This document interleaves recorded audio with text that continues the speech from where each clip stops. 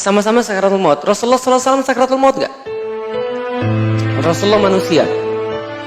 Beliau sakaratul maut juga. Dan bagaimana beliau sakaratul maut? Masya Allah. Subuh 12 Rabiul Awal, sebentar lagi kita nyampe. Rasulullah itu sudah sakit beberapa hari. Pingsan-pingsan beberapa kali. Ketika pingsan, kemudian bangun, pertanyaan beliau, ini sudah masuk waktu sholat. Sudah ya Rasulullah. Perintahkan Bilal untuk azan, perintahkan Abu Bakar jadi imam manusia. Pingsan lagi. Kemudian sadar lagi. Nanyanya apa? Sudah masuk waktu sholat. Sudah ya Rasulullah. Perintahkan Bilal untuk azan, perintahkan Abu Bakar jadi imam sholat. Aisyah datang, ya Rasulullah, Abu Bakar ini adalah orang yang sangat halus sekali menahatinya. Jangan suruh dia. Kalau dia nanti jadi imam sholat, dia pasti nangis sehingga dia nggak bisa membaca Al-Quran. Rasul pingsan lagi. Kemudian ketika bangun, sudah suruh Abu Bakar jadi imam sholat.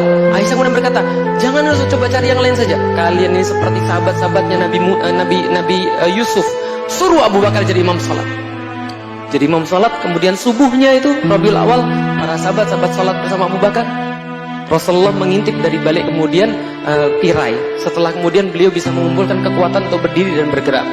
Andaikan ini adalah kemudian mihrab, taruhlah di sini ada Abu Bakar, rumahnya Rasul di situ, dekat sekali. Dari situ diungkapkan kemudian tirainya.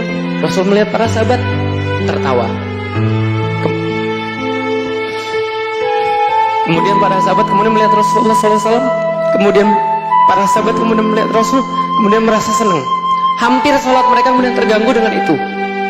Abu Bakar mundur, mempersilahkan Rasul jadi imam. Kemudian Rasul kata tidak, maju. Setelah itu datanglah sakaratul maut. Aisyah berkata, Rasulullah SAW meninggal pada waktu giliranku di rumahku, di pangkuanku. Dipangku oleh kemudian Aisyah.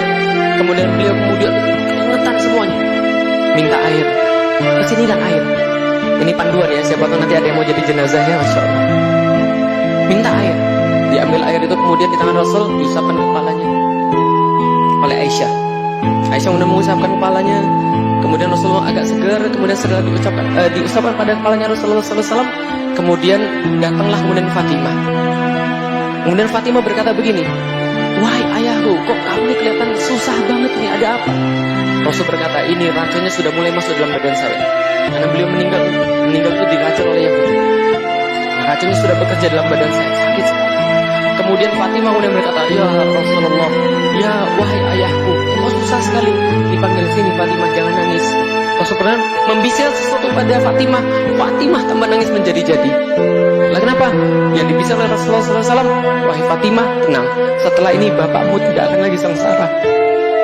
Setelah ini bapakmu tidak akan merasa sakit. Fatimah nangis menjadi-jadi. Lah kenapa? Karena hidup Rasulullah SAW tidak pernah tidak sengsara. Tidak pernah tidak sengsara. Maka Fatimah mendengar, andaikan bapaknya bilang hidup ini tidak akan lagi sengsara setelah ini, berarti sudah selesai hidupnya Rasulullah. Fatimah menangis menjadi-jadi. Rasulullah sini, saya bisikan lagi. Ketika dibisikkan, Fatimah tertawa. Lalu kemudian Aisyah bertanya, apa yang dibisikkan oleh bapakmu? Maka kemudian Fatimah menjawab, bapakku berkata, dalam bisikan yang kedua, Fatimah, sudah tidak apa-apa. Setelah ini engkau adalah keluarga saya yang pertama menyusul saya pada surganya Allah. Fatimah ketawa. Lah kenapa aku cepat bersatu dengan Rasulullah bapakku? 6 bulan setelah Rasulullah meninggal, Fatimah meninggal. Sebagaimana sabda Rasulullah SAW. Kemudian setelah kemudian mengatakan seperti itu, kemudian berada di pangkuannya kemudian Aisyah. Kemudian Aisyah kemudian mengambil tangan Rasulullah SAW, menaruh pada dadanya, kemudian berkata, ya Rob, hilangkan sakit pada suamiku ini. Ya Rob, hilangkan sakit pada Rasulullah. Kemudian Rasul kemudian mengesampingkan tangannya Aisyah, kemudian mengangkat tangannya ke atas, ila rafiqil a'la. Ya Allah, kami minta kepada tempat yang tertinggi, ya Allah, kepada kekasihmu yang paling tinggi, ya Allah, kami minta tempat yang tertinggi. Maka kemudian pada saat kemudian tangannya turun, wafat, sakaratul maut. Rasulullah SAW juga mengalami itu. Kita semua mengalami itu. Bagaimana rasa sakaratul maut, Bapak Ibu sekalian? Masya Allah. Bayangkan begini, kalau andaikan seluruh tubuh kita dari atas sampai ke bawah itu isinya ruh semua, maka yang kemudian membedakan antara anda dan mayit adalah ruh. Betul begitu? Coba lihat, mayit punya kaki, mayit punya jantung, mayit punya segala-galanya, tapi dia nggak bisa hidup. Dia jadi mayit, dia busuk. Lah kenapa kita nggak pernah busuk? Karena kita ini adalah masih punya ruh yang membuat kita tetap berjalan. Bisa dipahami teman-teman sekalian? Coba bayangkan, pernah keiris tangan? Pernah keiris tangan? Tangan keiris, jatuh dagingnya. Itu busuk atau tetap tumbuh lagi? Busuk. Kenapa bisa busuk? Karena rohnya hilang. Bayangkan, kalau hilangnya roh itu, hilang roh segitu aja, jatuh kemudian jadi busuk. Itu sakitnya kayak tadi. Bayangkan kalau roh itu hilang dari bawah sampai ke atas. Coba bayangkan, apa yang duluan? Kaki. Lalu sampai ke naik ke paha, sampai ke tenggorokan. Ada ayatnya, ada. Kalla idza balaghatit taraqiya wa qila man raqa. Coba bayangkan baik-baik, ketika nafas itu sampai tenggorokan, lalu berkata manusia pada hari itu, siapa yang bisa menyembuhkan saya? Gak bisa. Wa dhanna annahul firaq. Dan dia tahu pada hari itu dia sudah akan kembali pada Allah, membawa amal-amal apapun yang dikumpulkan. Semua amal-amal itu kemudian terasa oleh sudah di tenggorokan itu. Tadi sampai di sini selesai. Berita bagusnya saya kasih tahu Anda, dalam satu hadis Rasul sampaikan, bagi orang-orang yang mukmin maka disiapkan baginya malaikat-malaikat. Makanya kalau ada orang sakaratul maut lagi melihat begini, melihat ke atas gitu kan ya, pandangannya kosong, jangan diganggu. Nah kenapa? Dia lagi melihat sesuatu yang Allah janjikan pada dia, apapun itu. Bagi orang-orang yang beriman, dia melihat apa? Dalam satu hadis dikatakan, malaikat turun kepada dia dalam bentuk wajah yang bercahaya, dibariskan sejauh mata memandang.